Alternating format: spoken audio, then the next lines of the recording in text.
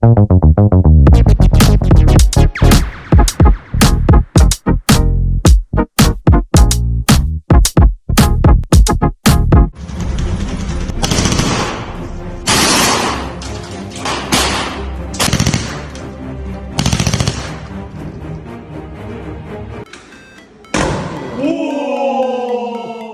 一个这样狗的多少钱啊？2万。2万？这么贵？ 로봇개라고 하면 일반적으로 장난감 용도 정도로 떠올리게 됩니다. 한 중국 초딩이 로봇개를 조정하고 있는 걸 포착하는데요. 한번 충전하면 3시간 동안 놀 수 있다고 합니다. 초기의 단순한 동작과 소리 기능을 갖춘 로봇개 장난감에서 많은 기술 발전을 확인할 수 있습니다. 최근 중국이 파키스탄과의 군사훈련에서 중국이 개발한 로봇개를 공개하면서 전 세계의 주목을 받고 있는데요. 사실 중국은 최근 몇 년간 군사용 로봇개 개발에 많은 노력을 기울여 왔습니다. 중국의 로봇개는 미국의 보스턴 다이닉스의 스탈과 유사한 기능을 갖추고 있지만 중국은 용도가 주로 군사작전에 특화되어 있습니다.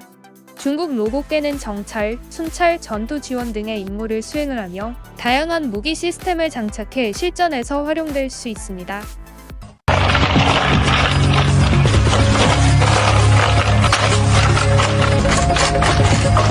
내구성이 중요한 만큼 중국의 로봇개는 내구성이 높은 소재로 만들어져 있는데요. 특히 강화된 플라스틱이나 금속 등으로 제작되어 충격이나 압력에도 잘 버틸 수 있습니다. 내부 구조는 충격을 흡수하고 손상을 최소화할 수 있는 형태로 설계되어 메커니즘은 충격이나 압력을 분산시키고 기계 부품을 보호하는 역할을 합니다. 이러한 기술적인 요소들이 결합되어 로봇개가 걷어차거나 타격을 당해도 손상이 적습니다. 로봇개의 지능적인 행동과 함께 안정성은 중요한 기술 중의 하나입니다. 说实话，真要在战场上碰见这条狗，不亚于德军当年第一次碰见坦克的恐惧。科技发展到今天，未来的战场可能天上无人机在飞，地上机器狗在跑。这个机器狗的喷火范围为9米，可以用无线或者蓝牙遥控。它能避开障碍物并在空中跳跃，具有激光瞄准功能，可以连续的运行1个小时。 앞으로 인간이 직접 전투에 육탄전으로 뛰어드는 시대는 저물고 드론과 로봇개의 조합으로 대량 생산되어 실전 전투에 배치되는 위험한 상상이 현실이 될 수도 있을 것 같습니다.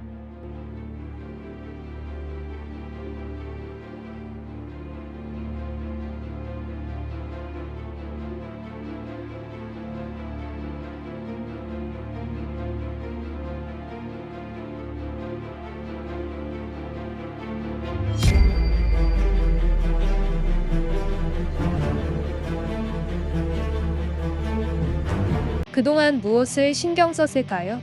중국이 독자적으로 개발한 기계들은 레이더, 적외선 감지 및 고급 카메라 등의 정찰 기술을 통합하여 야간이나 시야가 낮은 상황에서도 높은 효율의 전투 능력을 유지할 수 있게 합니다. 적대적인 전투 환경에서 이러한 기계들은 은밀히 잠복하고 신속하게 기동하며 강력한 타격을 가할 수 있고 악천 후 자연 환경에서 인력을 대신해 정찰, 순찰 등의 임무를 수행하는 등 다양한 전술을 수행할 수 있어 뛰어난 전장 적응력과 임무 수행 능력을 보여줍니다. 직접적인 이런 지휘 없이 자율 항법 시스템을 통해 기계들은 독립적으로 위치를 파악하고 목표를 조준할 수 있어 위험한 환경에서 작전 인원의 위험을 크게 줄입니다. 기술적 지원 측면에서 전투용 로봇개는 장시간 연속 전투 요구를 견딜 수 있게 하며 지능형 배터리 기술은 단시간 집중 전투나 장시간 주둔 시에도 안정적인 출력을 유지할 수 있게 합니다. 그리고 첨단 전자 구동 기술은 뛰어난 동력과 속도를 제공하여 신속한 배치와 철수 능력을 강화합니다. 중국에서 제작한 기계들은 유탄 발사기, 미사일 발사 장비 등의 중무기를 장착하여 전장에서 새로운 다크호스가 될 것입니다. 모듈식 무기 인터페이스를 통해 기계는 다양한 전투 환경에 따라 신속하게 무기 구성을 변경할 수 있고 기계 학습 등의 인공지능 기술이 결합되면서 중국 군대의 기계들은 독립적으로 적을 분석하고 복잡한 명령을 실행하는 능력을 갖추어 작전 범위와 전략 선택을 효과적으로 확장합니다. 미래의 군사 배치에서 이러한 고도의 자동화 장비는 단순히 전술 목표를 달성하는 수단이 아니라 전체 전략 배치의 핵심 구성 요소가 될 것으로 보입니다. 종합적으로 볼 때 로봇개라든지 지능형 전투기계는 작전 능력 향상과 전장 전략 변화에 있어 큰 잠재력을 보여줄 것입니다. 이는 중국군이 실전에서 우위를 차지하려고 막대한 비용과 시간을 쓰며 미래 고기술 전쟁의 구도를 마련하는 기반이 되었습니다. 군사기술의 지속적인 탐구와 돌파와 함께 지능형 기계의 역할과 기능은 계속 발전하여 현대 전쟁에 더 깊은 영향을 미칠 것입니다. 여기서 잠깐. 중국이 파키스탄과 군사훈련에서 이렇게 노골적으로 공개한 이유는 무엇일까요? AI와 접목한 로봇형 전투 무기가 전략적 실전 배치가 우려되는 가운데 미국 정부는 어떤 반응이 있었을까요? 중국은 기술력을 과시하고 군사협력 강화, 로봇계 실전 테스트, 전략적 메시지 전달의 목적으로 공개를 했다면 정보력이 빠른 미국은 일찍이 국방수권법 개정안을 2023년 12월 14일 통과시켰고 이후에 조 바이든 대통령이 이 법안에 서명을 하였습니다. 최근에 미하원 2025 국방수권법 개정안 전문이 공개되었는데요. 중국의 로봇계와 맞불로 미국 육군에 드론 군단이 창설되고 중국을 겨낼 인공지능을 활용한 드론 무인함정 로봇 등 첨단 무기도 대거 등장하고 있습니다. 게다가 중국을 겨냥해 법안 시행 180일 이내에 중국과의 무력 충돌 시에는 해양을 차단해 원유 수송을 막는 계획도 검토할 것을 요구하는 대목도 포함되어 있습니다. 즉 중국이 대만을 봉쇄 시 미군은 중국과 주변 국가들의 분쟁 지역인 남중국해, 동중국해, 대만 해협 등을 해양 차단이 가능한 경로로 명시가 되어 있습니다.